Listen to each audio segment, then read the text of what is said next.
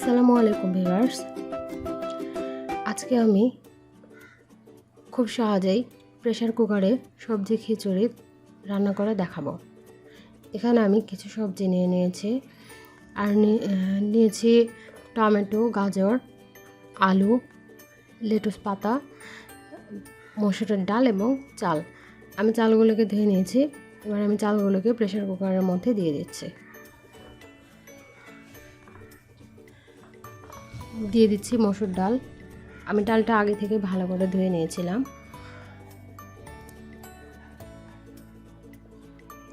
এবারে দিয়ে দিচ্ছি কিছু পরিমাণে গোটা রসুন, দিয়ে দিচ্ছি কিছুটা কাঁচামরিচ ফালি করে কাটা, দিয়ে দিচ্ছি পেঁয়াজ কুচি, আলু,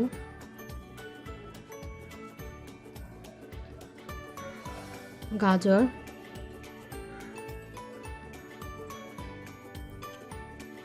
টমেটো। আপনারা আপনাদের ইচ্ছা মতো যে কোনো সবজি নিতে পারেন। আর দিয়ে দিচ্ছি লেটুস পাতা। এই সবগুলো উপকরণই আমি আগে থেকেই ভালো করে ধুয়ে কেটে নিয়েছিলাম।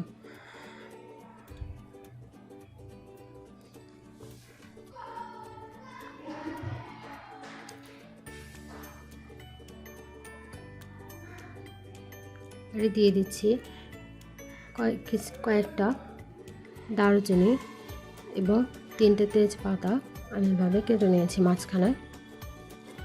পরিমাণ মতো হলুদ,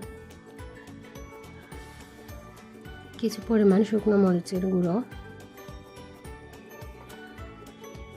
কিছুটা পাঁচফোড়ন এবং স্বাদ মতো লবণ। আর দিয়ে দিচ্ছি আদা রসুন বাটা। এখন দিয়ে দিচ্ছি রান্নার তেল। এবার এই সবগুলো উপকরণকে আমি একসাথে ভালোভাবে মাখিয়ে নেব।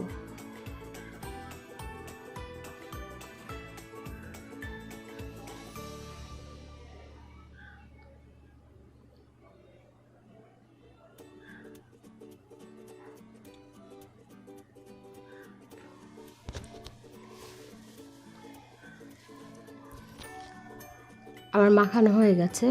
এবার আমি এখানে পরিমাণ মতো পানি দিয়ে দিব।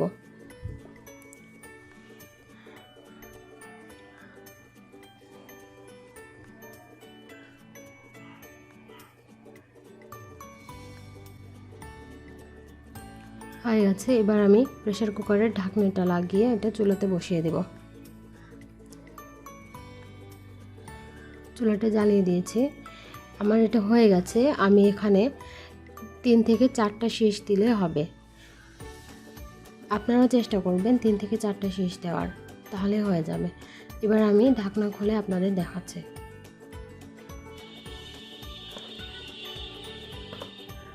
দেখুন ভিউয়ার্স, কতটা সুন্দর হয়েছে আমার রান্না করা এই সবজি খিচুড়িটা।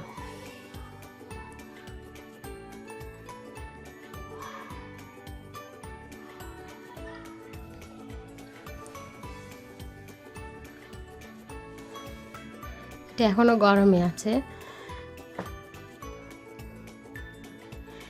আমি এবার এটা আপনাদের সার্ভ করে দেখাচ্ছি।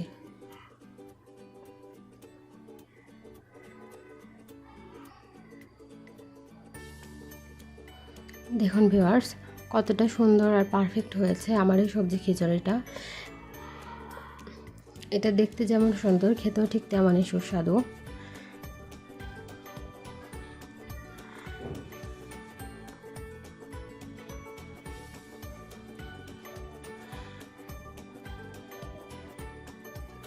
যারা চাকুরি করেন কিংবা যেসব ভাইয়েরা ব্যাচেলার, যারা মেসে বা জবের জন্য বাইরে অবস্থান করেন, নিজেরা রান্না করে খান, তাদের জন্য এটা খুব সহজে রান্না করা অনেক সুন্দর একটি খিচুড়ি রেসিপি। আপনারা খুব সহজে এটা তৈরি করে নিতে পারেন।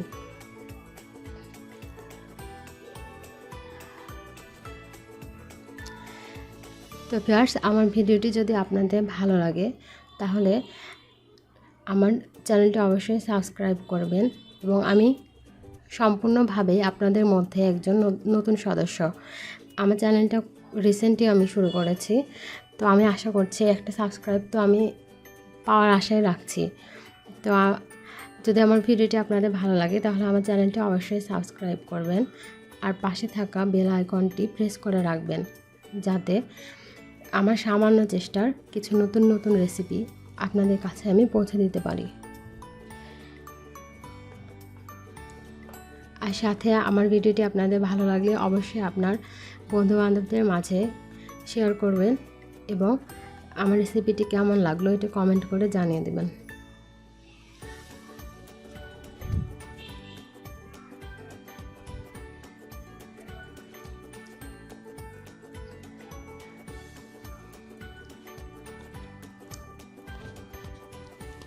সবাইকে অনেক অনেক ধন্যবাদ। সবাই ভালো থাকবেন।